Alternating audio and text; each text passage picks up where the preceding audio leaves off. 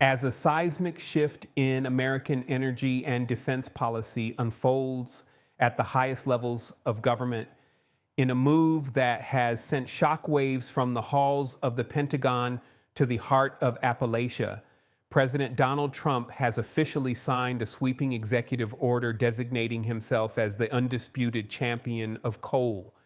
This directive, which was finalized late yesterday and has dominated the national conversation throughout the day, explicitly orders the Department of Defense, or the Department of War, as the president has pointedly rebranded it, to pivot its massive energy procurement strategy away from renewable sources and toward long-term contracts with the nation's coal-fired power plants. The administration is framing this not merely as an economic bailout for a struggling industry, but as a critical necessity for national security, arguing that the American military must be powered by what the president calls beautiful, clean coal to ensure uninterrupted, on-demand baseload power in an increasingly volatile world. The atmosphere at the White House yesterday was one of celebration as coal miners in their signature hard hats and industry executives gathered for a ceremony that felt as much like a victory rally as a policy briefing. During the event, President Trump accepted a trophy from the Washington Coal Club, cementing his status as the industry's most vocal ally in Washington. Standing before a backdrop of energy leaders, the president declared that the era of energy weakness is over, asserting that the military has been hampered for too long by reliance on intermittent and unreliable wind and solar power.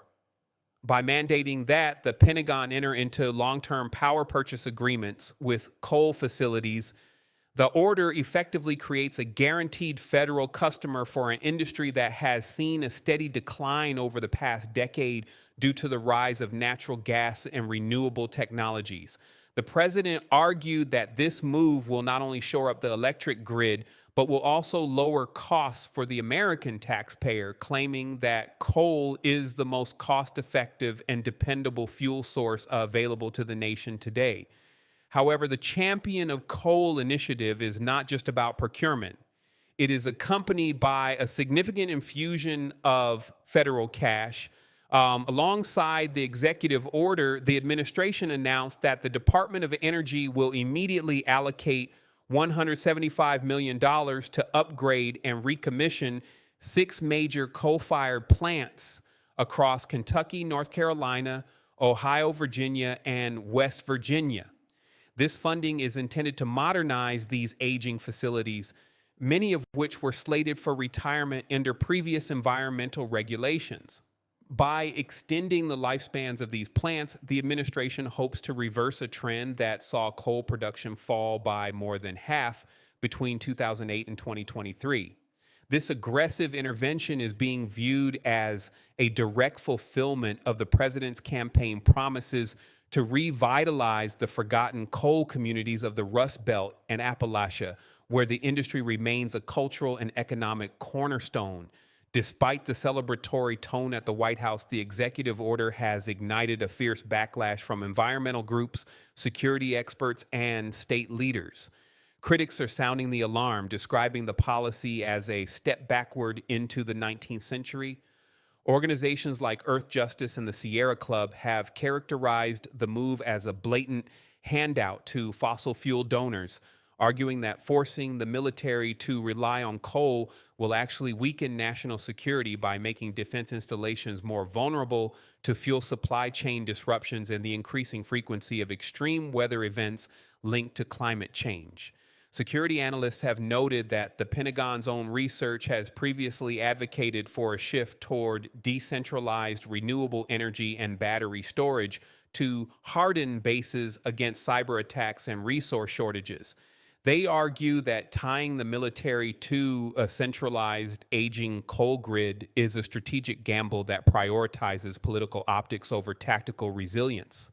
The battle lines are clearly drawn. In the courts, several states, including Colorado and California, are already preparing legal challenges to the administration's broader energy emergency declarations, while in the halls of Congress, a rare bipartisan rebuke on trade issues earlier today suggests that the president may face more friction within his own party than previously anticipated.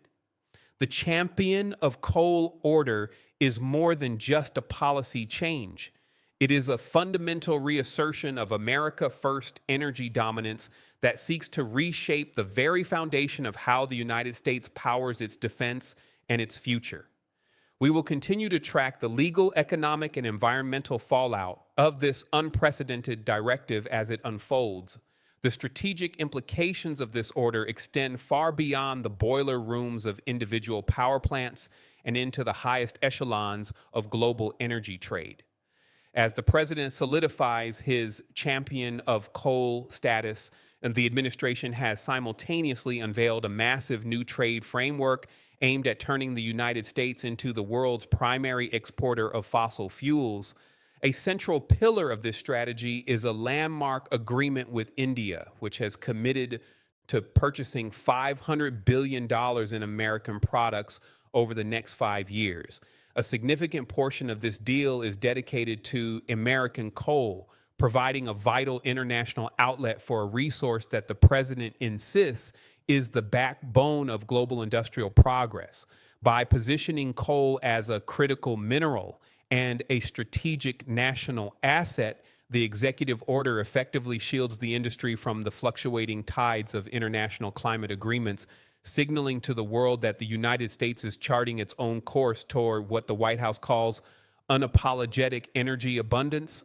At home, this shift is being powered by a direct assault on the regulatory architecture of the past 2 decades. Just this week, the Environmental Protection Agency, under the direction of Administrator Lee Zeldin, began the formal process of revoking the 2009 endangerment finding.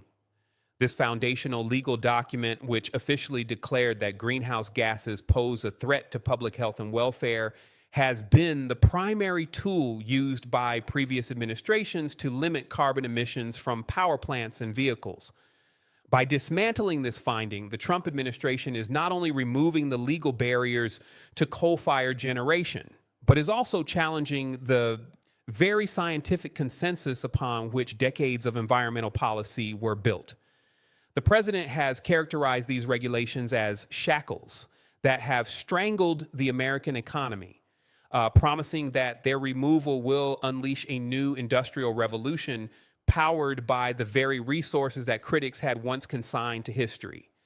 The economic consequences of this pivot are already manifesting in dramatic and controversial ways. Across the country, power companies that had meticulously planned for a transition to natural gas and renewables are now being ordered to reverse course.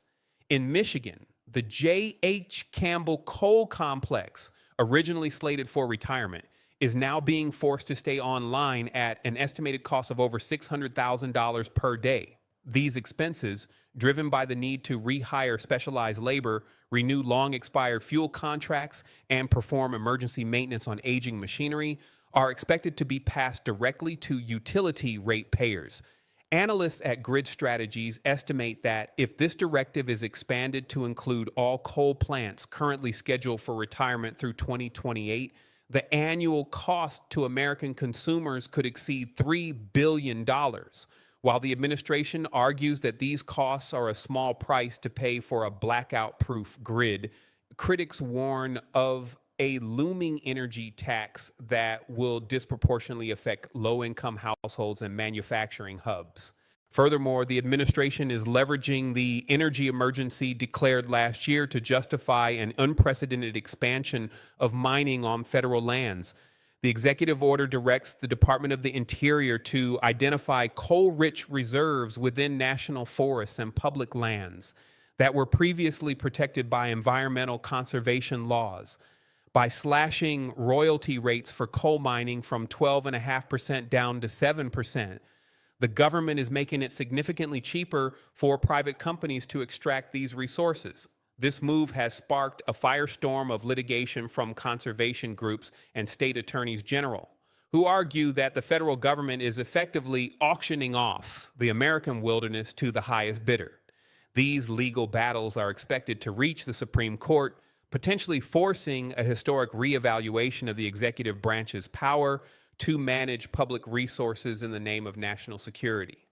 As we look toward the horizon of 2026, the champion of coal executive order stands as the centerpiece of a broader vision to reindustrialize the American landscape. The administration is now moving to align coal production with the explosive growth of high-tech sectors, specifically the massive data centers required for artificial intelligence, by marketing coal as the only reliable 24/7 solution for the intense energy demands of the AI revolution. The president is attempting to bridge the gap between old world industry and the digital future. Whether this gamble will lead to a genuine energy renaissance or a series of costly legal and environmental stalemates remains the defining question of this administration's second year. We will be here to provide you with the latest developments as this high-stakes struggle for the future of American power continues to unfold. In addition to the immediate procurement mandates, the president's directive is being strategically linked to the rapid expansion of the artificial intelligence sector, a field that has become the new front line in the global race for technological supremacy. The administration is positioning coal not as a relic of the past, but as the only all-weather 24/7 energy source capable of meeting the gargantuan power demands of modern data centers. White House officials have argued that the intermittent nature of renewable energy is a bottleneck to AI development, warning that if the United States cannot provide a stable, massive supply of baseload power, the AI crown could slip to adversaries like China. By rebranding coal as the fuel of the future, the president is attempting to forge an unlikely alliance between the heavy industries of the 20th century and the high-tech titans of the 21st, promising a new era of unleashed American intelligence powered by unapologetic American energy. The scale of this transition is further underscored by the administration's move to officially designate coal as a critical mineral. This reclassification, made possible through emergency powers granted under the Federal Power Act, allows the government to bypass traditional environmental review processes and fast-track the permitting of new mines and infrastructure. Under this critical designation, coal projects are now eligible for the same federal supports and streamlined approvals typically reserved for rare earth elements essential for high-tech manufacturing and defense. Interior Secretary Doug Burgum has already begun implementing this policy, opening over 13 million additional acres of federal land in states like North Dakota, Montana, and Wyoming for coal leasing. This aggressive expansion of mining on public lands is being framed as a vital step toward energy dominance, though it has predictably sparked a wave of protests from indigenous groups and conservationists who see it as a permanent scarring of the American landscape. On the international stage, the champion of coal policy is reshaping American diplomacy into a tool for fossil fuel exportation. During a recent high-level visit to New Delhi, administration officials finalized a series of agreements that will see American coal exports to India surge to record levels.